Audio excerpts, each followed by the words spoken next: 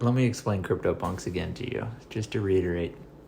So there's this thing that exists that is a digital piece of art that exists on the Ethereum blockchain.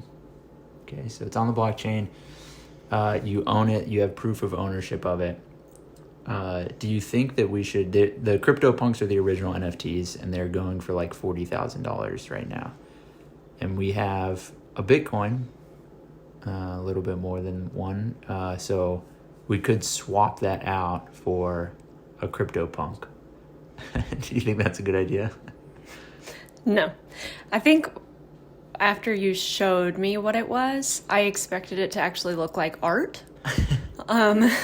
Especially after having gone to art school, I was like, oh, it's going to be some weird, like, digital art of, like, some shadowing from, like, Illustrator or something. But when you showed me this, like, pixelated image of basically an avatar that people can just use, and it just seemed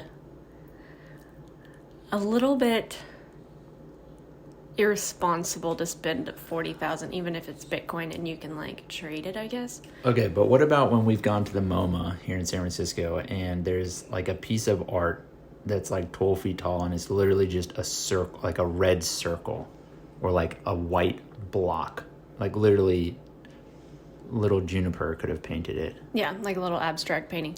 Yeah. I mean, if someone's calling it art and if these pixel punks are called art, then it's art. It doesn't mean you have to like it. But to me, to not have like a physical copy of this art doesn't make any sense. Also, nobody's going to spend, well, I mean, obviously these people are spending $40,000 plus on two of them went for $7.5 million. Yeah, that's this just past week. Stupid. That doesn't make any sense to me. But what is, I mean, that's like the whole thing, right? Is like, what is art? What to me anyway, art is just in the eye of the beholder, right? And the value of art is the willingness of the market to pay. Yeah. And so people are willing to pay $7.5 million, right? Or and again, the lowest like, ones are $40,000. Yeah, and again, if someone's calling it art, it's art. Like I could put a line on a piece of paper and say, "Here's my art," and it's in the world, it's art, whether somebody sees it as art or not. So like, yes, these are art, sure, but like, I could literally make this in my sleep. These little punks. And to me, it just seems like 40,000 is very steep. My mind goes to, that's a car. Or that's like, you don't want 40 paintings that I could get. 16 little bits of pixelated avatar instead of a nice car. Especially when, I think my first question whenever you told me about this was, so are you going to print this off? Like, is it going to be something that you put in your office? You could print it off. But are you... Yeah, but then you sell it. It just these don't. Don't make sense. I think some people have it displayed as digital art. Like you could have it on the what's it called, the frame TV, and you could have that up. I also feel like if you don't have a physical copy of it, that's the thing that comes to me with art. I mean, you can have like a video and that's art. Oh yeah, so that's the other piece is the physical copy for the physical world, and then the Clubhouse talk, which got me on this whole kick, was Friday night, and one of the people who talked on there, Balaji, was talking about if you look at your screen time in your waking hours, that you've probably looked at your screen for more than 50% of your waking hours in the past week.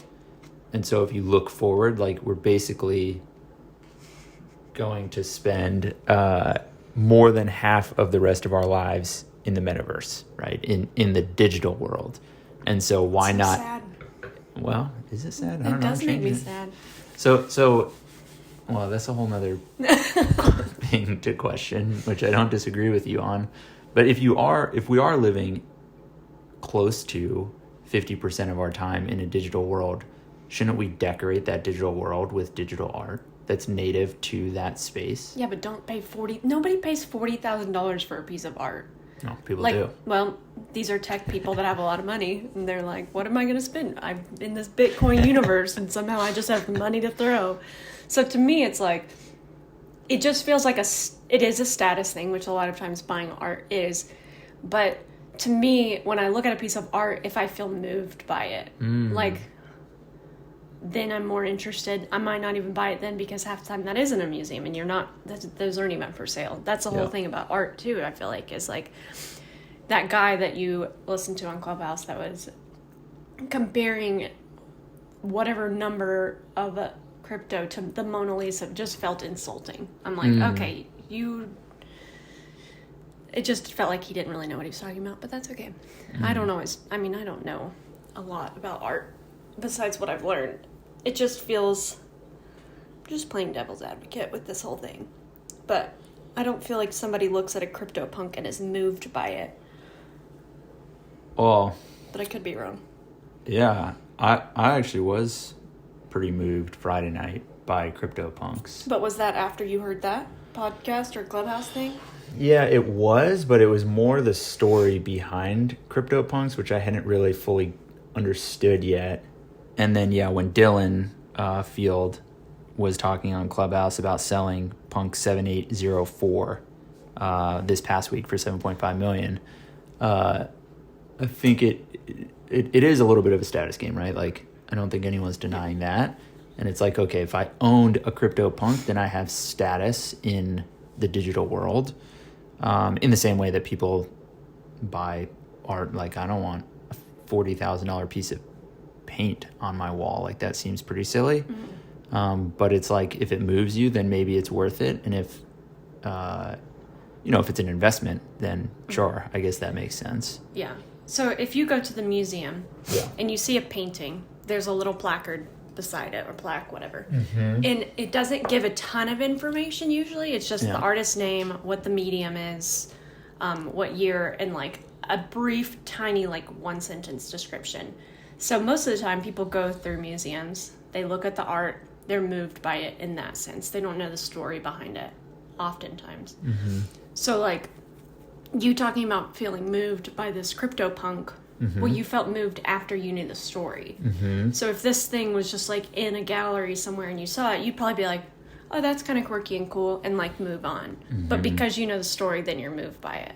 So to me, that's art in a different way. Like, it's art still, but I just wonder if you would have been moved by it had you not known the story before.